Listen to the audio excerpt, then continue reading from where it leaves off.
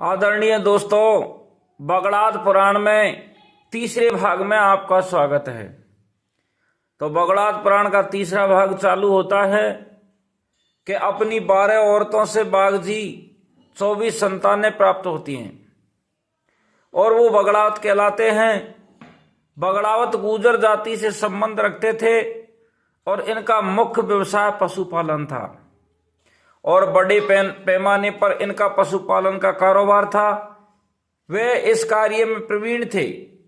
उन्होंने अपनी गायों की नस्ल सुधारी।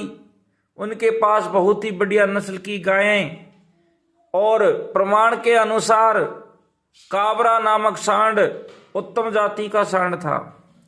उनके पास 4 बढ़िया नस्ल की गायें थी, जिनमें सुरह, कामधेनु, पार्वती और नांगल, ये 4 तरह की नस्ल थी।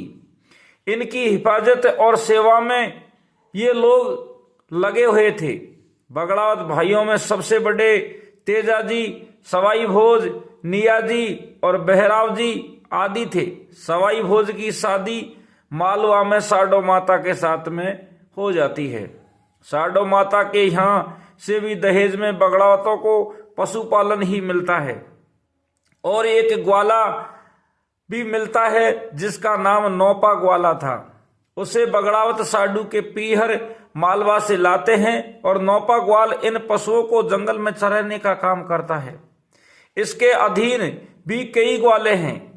इसके अलावा भी कई ग्वाले हैं और जो प्रमाण के अनुसार इस तरीका से बताते हैं कि 1,80,000 गायें थी और 1444 ग्वाल थे।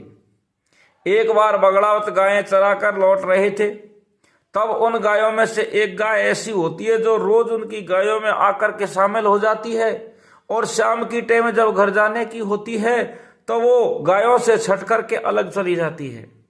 सवाई भोज ये देखते हैं कि ये गाय रोज अपनी गायों के साथ आती है और चली जाती है। ये देख सवाई भोज अपने भाई नियाजी को कहते हैं।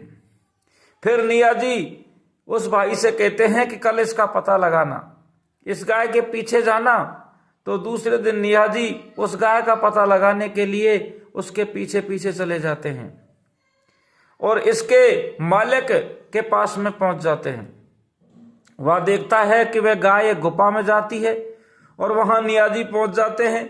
देखते ही गुफा में एक साधु बाबा, जिसका नाम था रूपनाथ, वो धुनी के पास में बैठा हुआ साधना कर रहा था। नियाजी साधु से पूछते हैं कि महाराज, ये गाय आपकी है? साधु कहते हैं कि हाँ बिल्कुल है, हाँ गाय हमारी है। नियाजी कहते हैं कि आपको इसकी ग्वाली देनी होगी, क्योंकि ये प्रतिदिन हमारी गायों के साथ में चरती है और शाम की टाइम आ जाती है।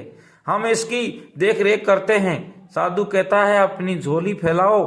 तो नियाजी अपनी कम्बल की झोली फैलाते हैं और बाबा रूपनाथ जी उस झोली में राख डाल देते हैं। राख को लेकर के नियाजी घर के लिए रवाना हो जाते हैं और वो राख समझ करके उसको पटक देते हैं। जाकर के अपने कम्बल को खूंटी के टांग देते हैं। जब रात होती है तो अंधेरे में खूंटी पर टंगे कम्बल से प्रकाश फूटता है। तब सवाई भोज देखते हैं कि इस कंबल में कहीं सोने, हीरे, जवाहरात लगे हुए हैं। तो वो नियाजी की सारी बात को समझ जाते हैं और मन में विचार करते हैं कि कल जाएंगे और कल देखेंगे फिर क्या होता है। तो नियाजी सारी बात बताते हैं और बगड़ावतों को लगता है कि वो जरूर वो साधु कोई करामाती है, परमात्मा के समान है, पहुंचा हुआ संत है। ये जानकर कि वो राख मायावी थी, सवाई भोज अगले दिन उस साधु की गुफा में जाते हैं और रूपनाथ जी को प्रणाम करके बैठ जाते हैं और बाबा रूपनाथ जी की सेवा करते हैं। ये क्रम कई दिनों तक चलता रहा। एक दिन बाबा रूपनाथ जी निवृत्त होने के लिए गुफा से बाहर गए जाते हैं। पीछे से सवाई भोज गुफा की तलाशी लेते हैं। इधर इधर हिस्सों में घूमकर देखते हैं। उन्हें एक जगह इंसानों के कटे हुए सिर दिखाई देते हैं गुफा के अंदर। वे सवाई भोज को देख कर के हंसते हैं। सवाई भोज उन कटे हुए सिरों से पूछते हैं कि तुम हंस क्यों रहे हो, बात क्या है, साफ साफ खोल खोल के बताओ। उन्हें जवाब मिलता है कि तुम थोड़े ही दिनों में हमारी जमात में शामिल होने वाले हो, हमारी तरह से ही होने वाले हो, यानी तुम्हारा हाल भी हमारा जैसा ही होने वाला है। हम भी बाबा की ऐसी ही सेवा करते थे, लेकिन थोड़े दिनों में ही बाबा ने हमारे सिर काट करके गुफा में डाल दिए। ऐसा ही हाल तुम्हारा ही होने वाला है। ये सुनकर सवाई बहुत सावधान हो जाते हैं और थोड़ी देर बाद में बाबा रूपनाथ वापस आते हैं और सवाई भोज से कहते हैं कि मैं तेरी सेवा से प्रसन्न हूं, आज मैं तेरे को एक विद्या सिखाता हूं। सवाई भोज से एक बड़ा कड़ाव तेल लेकर आने के लिए कहते हैं। तो सवाई भोज बाबा रूपनाथ से कहे हुए अनुसार एक बड़ा कड़ाव और तेल लेकर पहुंचते हैं। बाबा कहते हैं कि कड़ाव को भट्टी पे चढ़ाओ और आग जलाओ और आग जला करके इस कड़ाह में तेल डाल दो और इसको गर्म करो। तेल पूरी तरह से गर्म हो जाने पर रूपनाथ जी सवाई भोज से कहते हैं कि आजा इस कड़ाव की परिक्रमा करते हैं। आगे सवाई भोज और पीछे बाबा रूपनाथ जी वो कड़ाव की परिक्रमा शुरू कर देते हैं। बाबा रूपनाथ सवाई भोज के पीछे पीछे चलते हुए एकदम सवाई भोज के ऊपर झटका मारते हैं। बाबा रूपनाथ सवाई भोज के पीछे चलते हुए एकदम सवाई भोज को कड़ाह में धकेलने का प्रयत्न करते हैं, लेकिन सवाई भोज पहले से ही सावधान हो चुके थे, इसलिए छलांग लगाकर कड़ाह के दूसरे ओर कूद जाते हैं। कहने का मतलब छलांग लगाकर कड़ाह को कूद जाते हैं और बच जाते हैं। फिर सवाई भोज बाबा रूपनाथ से कहता है कि महाराज अब आप आगे चलो और हम पीछे चलेंगे और ये कड़ाव की परिक्रमा करेंगे। फिर से परिक्रमा शुरू करते हैं। तो सवाई भोज जवान और ताकतवर था। एक बार वह परिक्रमा करते समय आगे चल रहे बाबा रूपनाथ को उठा करके गर्म तेल में और वो कड़ाह में डाल देता है। बाबा रूपनाथ का शरीर कड़ाह में गिरते ही सोने का हो जाता है, वह सोने का पोरसा बन जाता है।